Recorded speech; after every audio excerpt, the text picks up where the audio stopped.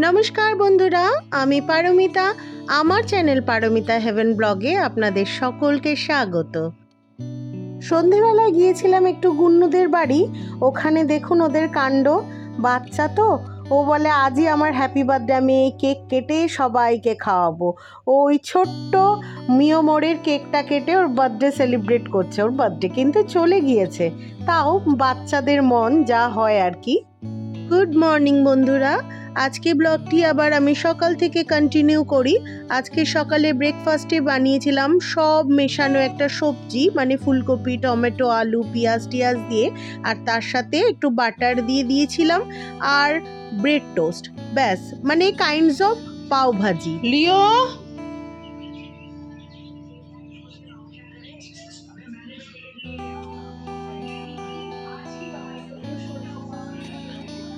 লিও কোথায় রাখবো? জিম থেকে এসে সোজা চলে গিয়েছে বাথরুমে। আমি ওর খাবারটা নিয়ে এঘর ওঘর খালি খুঁজে বেড়াচ্ছি। আমি ভাবছি ওকে খাবারটা দিয়ে দিই, কিন্তু বাথরুম থেকে আওয়াজ দিল বাথরুমে রয়েছে। আজ ভাবলাম কি বানাবো ভাবতে ভাবতে হঠাৎ করে ফ্রিজে দেখলাম একটা মাছের মাথা পড়ে রয়েছে। তো বাঁধাকপিও এনেছিল গতকাল, তাই ভাবলাম অনেক দিন মাছের মাথা দিয়ে বাঁধাকপি খাওয়া হয় না। আজ মাছের মাথার বাঁধাকপি আর মুগ ডাল বানিয়ে লাঞ্চটা কমপ্লিট করব। আজ সকালের ওই অদ্ভুত ব্রেকফাস্টটা বানানোর কারণ এবার আপনাদের বলি। সকালবেলা যখন আমার হাজব্যান্ড ব্রেড নিয়ে আসলো, এবার ভাবলাম একবার ব্রেড টোস্ট করে বাটার দিয়ে সবাইকে দিয়ে দেব। আবার ভাবলাম একবার ডিমের অমলেট করে তার সাথে দিয়ে দেব। কিন্তু সব শেষে সামনে যখন দেখলাম ফুলকপি, টমেটো আর ধনেপাতা সবই সবজি রয়েছে, তখন ভাবলাম না, অনেক দিন পাওভাজি খাওয়া হয় না। কিন্তু ব্যাপারটা হচ্ছে, পাওভাজি ব্রেডও আমার কাছে ছিল না, আর পাওভাজির জন্য দরকার পাওভাজি মশালা, সেটাও আমার কাছে ছিল না।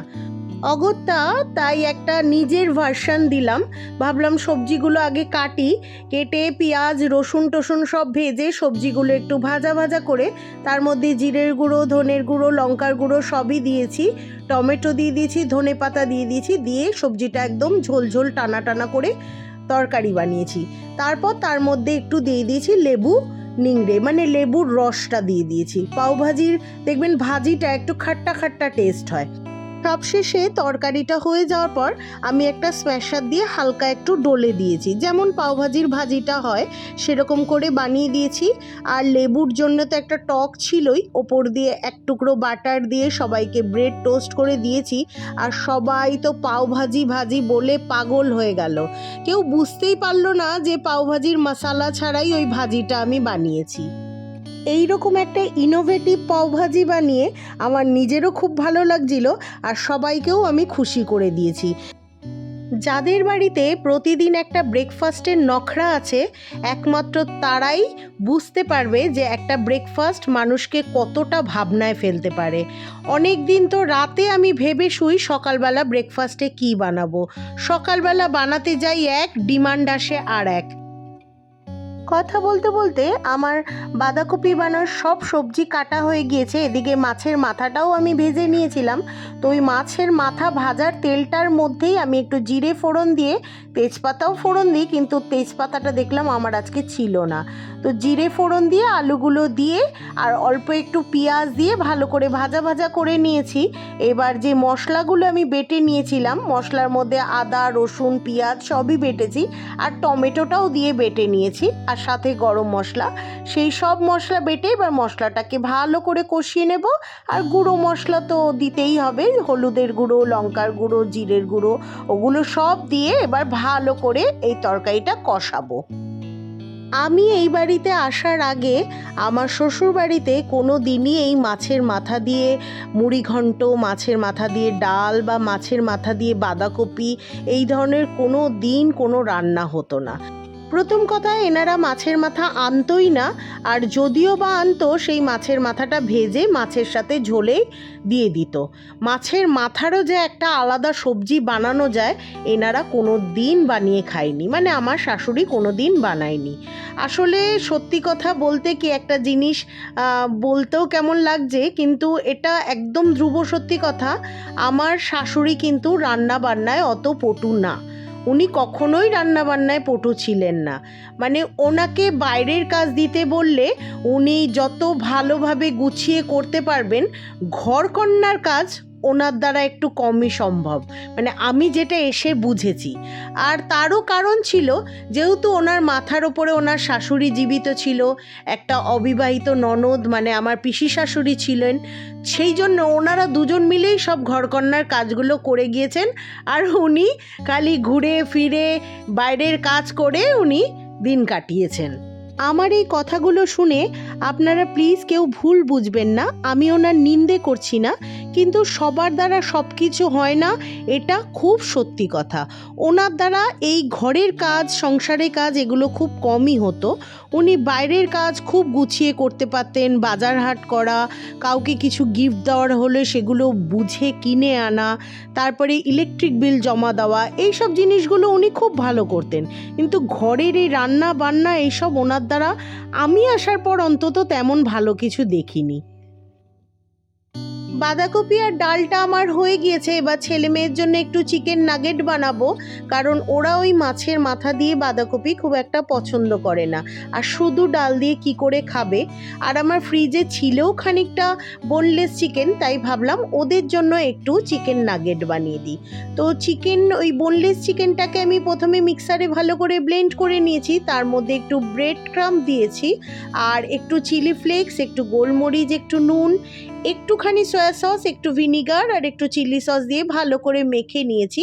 তারপর সেটাকেই হাতে একটু তেল মেখে টিকিয়ার শেপ বানিয়ে, মানে কাবাবের শেপ বানিয়ে হালকা একটু বাটারের মধ্যে ফ্রাইং প্যানে এপিট ওপিট করে ভেজে দিয়েছি। এতেই ওরা প্রচণ্ড খুশি। ওদের এইসব বানিয়ে দিলে ওদের আর খাওয়া নিয়ে আমাকে কিচ্ছু চিন্তা করতে হয় না। এইভাবে কাবাবগুলো খেতেও খুব ভালো লাগে। অনেক সময় আমরা একঘেয়ে চিকেন খেতে খেতে খুব বোর হয়ে যাই, তখন একটু মশলা কষিয়ে এইভাবে কাবাব বানিয়ে চিকেনের গ্রেভি বানালেও কিন্তু দারুণ লাগে। এটা ভাতের সাথেও যেমন ভালো লাগে, তেমনি রুটি পরোটার সাথেও খেতে দারুণ লাগে। রান্না কমপ্লিট, এবার গ্যাস পরিষ্কারের পালা। এটা যেন একটা বড় কাজ আর ভারী কাজ বলে আমার মনে হয়।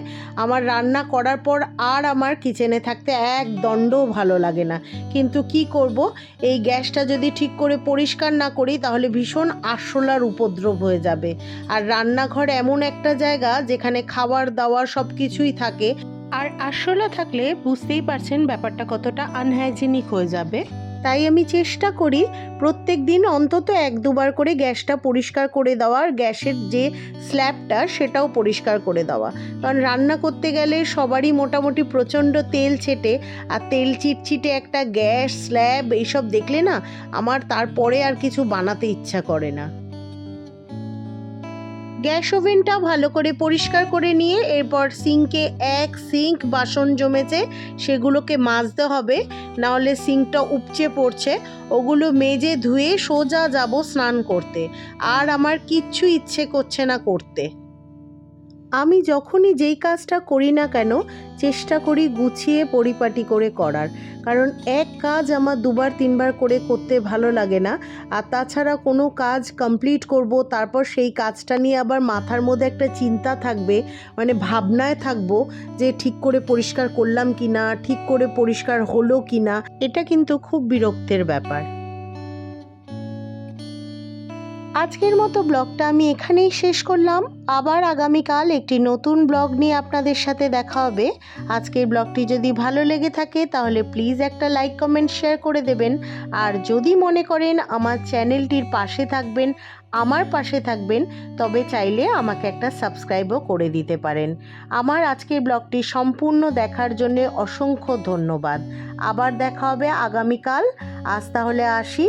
ভালো থাকবেন, পরিবারের সকলকে ভালো রাখবেন। টাটা।